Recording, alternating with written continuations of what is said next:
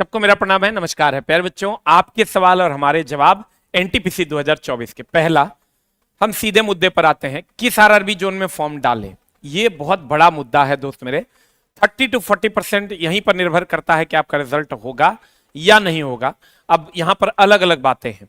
आप किस बोर्ड में, किस आरआरबी जोन में आप फॉर्म डालना चाहते हैं, उस पर अगर हम बात करें तो जिसमें आप डालिएगा आप दूसरे में नहीं जा सकते हैं, पहली बात।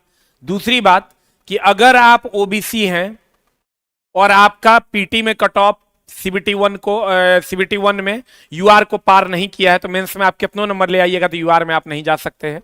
सेम मामला एससी एसटी पर लागू होता है कि एससी एसटी अगर यूआर के बराबर नंबर लाता है तभी वो यूआर और एससी एसटी दोनों में फाइट करेगा मेंस में, और नहीं तो अगर एससी एसटी कैटेगरी में क्वालिफाई करेगा तो उसी में मेंस में रह जाएगा, चाहे मेंस में वो कितनों नंबर लाए। अब मामला ये है कि आरआरबी आप कैसे भरें, तो ये बहुत सारे फैक्टर्स पे निर्भर करता है। पहला तो आपका मेडिकल स्टैंडर्ड क्या है, उस स्टैंडर्ड के हिसाब से किस बोर्ड में कितनी सीट है। जहां पर मैक्सिमम, ये ध्यान रखना, जहां पर दोस्त मेरे मैक्सिमम नंबर ऑफ वैकेंसीज रहेगा वहां कट ऑफ भी मैक्सिमम जाएगा, वहां का कट ऑफ भी मैक्सिमम जाएगा। और जहां पर मैक्सिमम की बात कर रहे हैं, जहां पर मिनिमम नंबर ऑफ वैकेंसीज रहेगा वहां भी कट ऑफ मैक्सिमम जाएगा। इसलिए क्योंकि वैकेंसी मिनिमम है और मैक्सिमम में इसलिए कट ऑफ मैक्सिमम जाएगा कि वहां सब लोग भरेंगे, उनको लगेगा कि मेरा हो जाएगा। ध्यान देना, मैक्सिमम जहां रहेगा वैकेंसी वहां भी कट ऑफ मैक्सिमम जाएगा। तुम लाख कोशिश कर लो, तुम कहोगे हम तेज बन रहे हैं मिनिमम में डाल देंगे, वहां भी कट ऑफ मैक्सिमम जाएगा। तो जो ये मैक्सिमम वैकेंसी और मिनिमम वैकेंसी के जो बीच वाला वैकेंसी है, तुम्हारे मेडिकल स्टैंडर्ड के हिसाब से, मेडिकल स्टैंडर्ड के हिसाब से आप उसमें डालिए।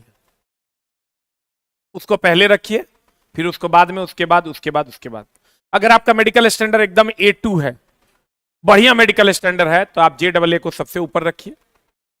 पहले भी हम बता चुके हैं, उसका क्रम हम ऑलरेडी आपको बता चुके हैं। अब दोस्त मेरे मामला यह है कि अगर आपको बोर्ड का चयन करना है तो आप अपने मेडिकल स्टैंडर्ड के हिसाब से आप ये देखिए कि मैक्सिमम वैकेंसी और मिनिमम वैकेंसी के बीच वाला जो वैकेंसी होगा उसमें अप्लाई करें। आप कहेगा ये बात सर आप कह दीजिएगा सब उसी में कर देगा। नहीं दोस्त, मेरे वीडियो का व्यूज अगर मान लो 1.5 से 2 लाख जाता है तो नंबर ऑफ एप्लीकेंट्स तो बहुत ज्यादा हैं, कम से कम 75-80 लाख। तो सारे लोग हम ही को नहीं फॉलो करते हैं, सब लोग अलग अलग लोगों को फॉलो करते होंगे।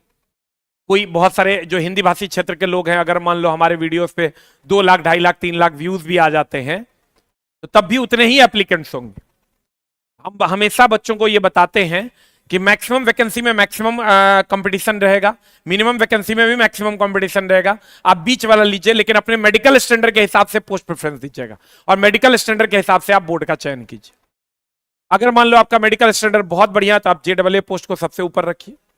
अगर आपका मेडिकल स्टैंडर्ड खराब है, मान लीजिए आपका मेडिकल स्टैंडर्ड खराब है, तो आप मान लीजिए आप C2 या B2 मेडिकल स्टैंडर्ड में आते हैं, उसके हिसाब से आप चीफ कमर्शियल कम टिकट सुपरवाइजर को, अगर B2 मेडिकल आपका आता है तो आप सबसे ऊपर रखिए, क्योंकि उसका ग्रेड पे 35,400 के आसपास है।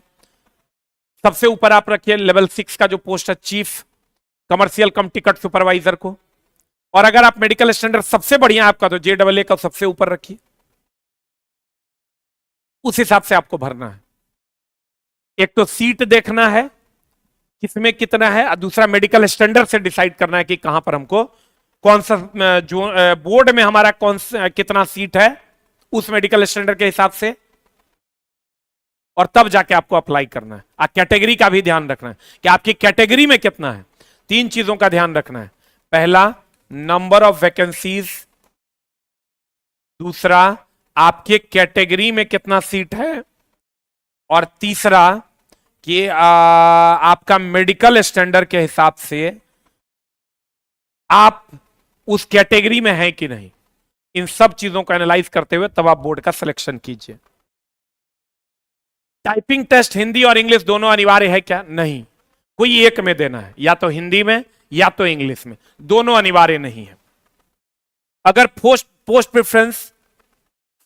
प्रेफरेंस का मेडिकल फेल हो जाएगा तो क्या होगा, तब चला दूसरे पर विचार किया जाएगा। अगर पहले पोस्ट प्रेफरेंस का मेडिकल आपका फेल हो जाएगा तो दूसरे पर विचार किया जाएगा। फर्स्ट का कट ऑफ आप नहीं पार कर पाइएगा तो दूसरे पर, दूसरे का कट ऑफ नहीं पार कर पाइएगा तीसरे पर, तीसरे का कट ऑफ पार नहीं कर पाइएगा चौथे पर। आरआरबी एनटीपीसी एग्जाम की तैयारी कैसे करें दोस्त मेरे? अगर आप पिछले साल भी दिए थे तो टेस्ट मारिए, एनालिसिस कीजिए, जो कॉन्सेप्ट आपको समझ में नहीं आ रहा है उसको समझने की कोशिश कीजिए। न्यू स्टूडेंट है तो पूरा का पूरा सिलेबस हमसे जुड़ के या किसी और से जुड़ के पढ़िए, या सेल्फ स्टडी कीजिए। सफलता की राह कैसे आसान होगी हम आपको बोले, या तो टेस्ट एंड कॉन्सेप्ट, ये दोनों चीज चाहिए। 60% योगदान कॉन्सेप्ट का होगा और 40% योगदान टेस्ट का होगा, मॉक टेस्ट का। मॉक टेस्ट में पार्ट टेस्ट फुल टेस्ट दोनों आपको देना चाहिए। उसके बाद सीबीटी 1 क्या क्वालिफाइंग है दोस्त मेरे? नहीं। अगर हम सीबीटी 1 की बात करें तो आप इसको भी ये समझ लीजिए कि इसमें भी मेरिट ही बनना है, क्योंकि ऊपर से लगभग 1,15,000 गुना रिजल्ट दे देना है। 1,00,000 प्लस बच्चों को ऊपर से उठा लेना है, तो समझो ये क्वालिफाइंग क्या, मेरिट भी इसी से मेरिट बनेगा, इसमें भी या उसमें भी, सीबीटी 1 में भी और सीबीटी 2 में। ऐसा नहीं कि मिनिमम क्वालिफाइंग से ज्यादा रहेगा तो आपको ले लिया जाएगा, ऊपर से 15 गुना को निकाल लिया जाएगा मेंस के लिए। इसके में भी आपको भयानक मेहनत करना है, और अगर आपका नंबर कम आता है तो आप मेंस में सिर्फ ओबीसी सीट पर अगर हैं तो ओबीसीए में खाली क्वालिफाई किए हैं तो ओबीसीए में खाली लड़िएगा। इसलिए यहां नंबर बढ़ाना सीबीटी 1 में जरूरी है ताकि आप सारी सीट पर लड़ सके सीबीटी 2 में। अब फॉर्म का रिजेक्शन का क्या क्या कारण है? फोटो उम्मीदवार के सामने स्पष्ट दृश्य का होना चाहिए, बिना टोपी और धूप चश्मे का होना चाहिए, यह बोर्ड ने भी कहा है। रंगीन फोटोग्राफ किसी प्रोफेशनल स्टूडियो में लिया होना चाहिए, नवीनतम फोटोग्राफ होना चाहिए, मोबाइल से ली गई फोटो, खुद से बनाए गए पोर्ट्रेट के कारण आवेदन खारिज हो सकता है। यदि उम्मीदवार चश्मा पहनते हैं तो फोटो में चश्मे पर कोई प्रतिबिंब नहीं होना चाहिए, कोई भी चीज चश्मा पर नहीं दिखना चाहिए, और आंखें स्पष्ट रूप से दिखाई देनी चाहिए। चेहरे की मुख्य विशेषताएं, सिर के बाल सिर कपड़े या किसी छाया से ढकी नहीं होना चाहिए, माथा आंख नाक ढोड़ी स्पष्ट रूप से दिखाई देना चाहिए, ठुड्डी ठुड्डी ठुड्डी ये स्पष्ट रूप से, ढोड़ी नहीं, स्पष्ट रूप से दिखाई देना चाहिए। फॉर्म रिजेक्शन के कारण क्या क्या है? एक तो सिग्नेचर मस्ट बी रनिंग में होना चाहिए। जैसे मान लो हमको अपना नाम लिखना है तो ये ऐसा सिग्नेचर होना चाहिए, ऐसा नहीं कि SHAI ऐसे नहीं होना चाहिए, ये गलत। रनिंग में सिग्नेचर होना चाहिए। हस्ताक्षर केवल आवेदक के ही होने चाहिए, किसी अन्य व्यक्ति के नहीं, ये तो सबको पता है। पंजीकरण के दौरान सीबीटी दस्तावेज सत्यापन मेडिकल के समय प्राप्त आवेदकों के हस्ताक्षर अपलोड किए गए हस्ताक्षर से मेल खाने चाहिए, मतलब आपका सिग्नेचर होना चाहिए, वो भी रनिंग में। यदि पाया जाता है कि हस्ताक्षर में कोई भी संगति है तो उसको हटा दिया जाएगा। एज में भी जो एज दिया हुआ है उतना एज आपका होना चाहिए, उससे ज्यादा, मिनिमम से ज्यादा और मैक्सिमम से कम। न तो कुछ बच्चा मैक्सिमम से ज्यादा करके भी भर देता है तो वो रिजेक्ट हो जाएगा, ये तो सबको पता ही होगा। सिलेबस पीटी में 40, 30, 70, 30, 100, 100 नंबर का एग्जाम होगा, 90 मिनट समय देगा, और मेंस में 120 का एग्जाम होगा और 90 मिनट का समय देगा। यानी मेंस ज्यादा टफ हो जाता है, क्योंकि दोस्त मेरे पीटी में 90 मिनट समय 100 क्वेश्चन है, मेंस में 120 क्वेश्चन और 90 मिनट का समय दिया जाएगा। एनटीपीसी 2024 की अगर हम बात करें तो इसमें मैक्सिमम वैकेंसीज जो है वो कलकत्ता में है, मुंबई में है, उसके बाद भुवनेश्वर, बिलासपुर, अहमदाबाद है, ये मैक्सिमम वैकेंसी का जोन है। उसी तरीके से अगर आप आइएगा स्टेशन मास्टर में सबसे ज्यादा गुवाहाटी में है, मुंबई, ये स्टेशन मास्टर सबका पसंदीदा जॉब रहता है, बेंगलुरु, बिलासपुर और अहमदाबाद ये ऑर्डर है। तो ये सब ऑर्डर आप अपना से जरूर निकाल लीजिएगा, आपके कैटेगरी में भी देख लीजिएगा कि किस कैटेगरी में आपका कितना है। आप कहिएगा हम पढ़ाई कैसे करें दोस्त, तो पढ़ाई करने के लिए ये हमेशा ध्यान रखना है कि 30 शब्द, टाइपिंग के लिए बहुत सारे बच्चे कमेंट्स करते हैं, तो आपको अंग्रेजी में 30 शब्द प्रति मिनट और हिंदी में 20-25 शब्द प्रति मिनट। अंग्रेजी में 30 शब्द प्रति मिनट और हिंदी में 25 शब्द प्रति मिनट आपको टाइप करना है। कुर्थी देव पर मंगल फॉन्ट में, कुर्थी देव पर मंगल फॉन्ट में ही आपका टाइपिंग टेस्ट लिया जाता है, इसका भी ध्यान रखिएगा। और दोस्त मेरे, अगर हम बात करें कि पढ़ाई कैसे करें, आपको पढ़ाई के लिए कंसिस्टेंसी की जरूरत होगी, डिसिप्लिन एकदम, कि डेली थोड़ा थोड़ा करके पढ़िए, सिलेबस को पूरा पढ़िए, प्रीवियस ईयर पेपर को एनालिसिस कीजिए, वीक एरिया को ठीक कीजिए, रिवीजन कीजिए मैक्सिमम जितना ज्यादा से ज्यादा हो सकता है।